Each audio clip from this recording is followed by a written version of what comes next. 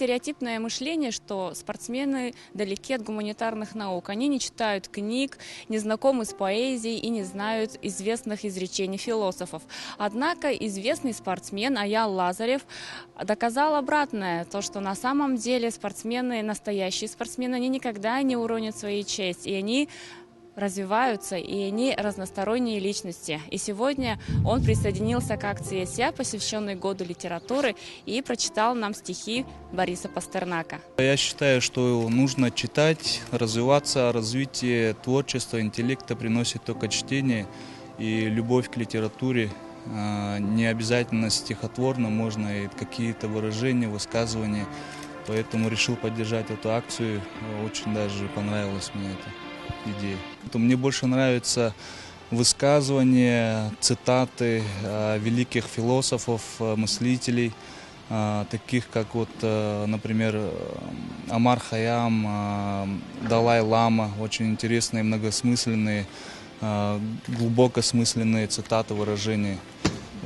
Они как-то помогают вкратце в содержательном тексте выразить глубокий смысл и какой-то интерес. Это, мне кажется, достаточно познавательно. Есть, например, одно выражение короткое. Надо вести себя смиренно, тот, кто ведет себя смиренно, будет возвышен, а кто возвышает себя, будет унижен. Это очень часто встречается в нашей жизни. Люди, которые не добившиеся особо каких-то результатов, достижений, из себя напыщенно ведут, но при этом они ничего из себя не значат. Есть люди, которые очень много сделали, либо для кого-то, либо вообще в целом, но очень скромно себя ведут. Аял, как вы относитесь к такому стереотипному мнению, что якобы спортсмены, они далеки от гуманитарных наук и редко читают книги?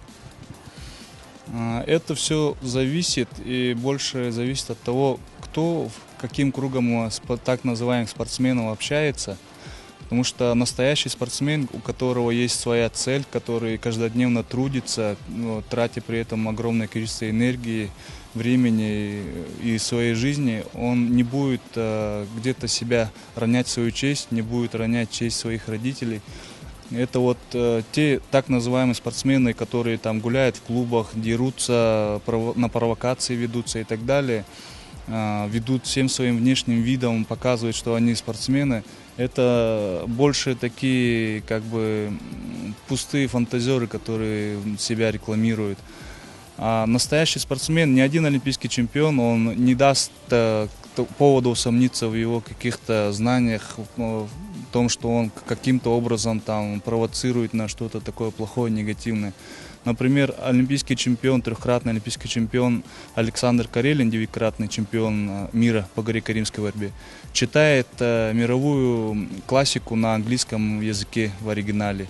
Трехкратный олимпийский чемпион Буэс Арсетиев всех поражает, все журналисты, которые берут у него интервью, все поражаются тому, насколько он доступно, просто, но при этом очень красиво может ответить и объяснить вопрос на любую тему, которым его вообще не застать врасплох.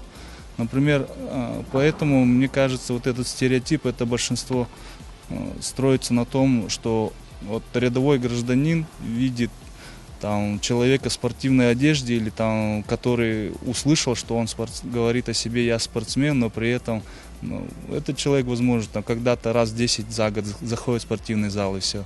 Поэтому это очень такое мнение, которое уже изжило себя, на самом деле, уже давно уже потерялось. Это просто как по инерции сейчас выражается такое. На самом деле все совершенно по-другому.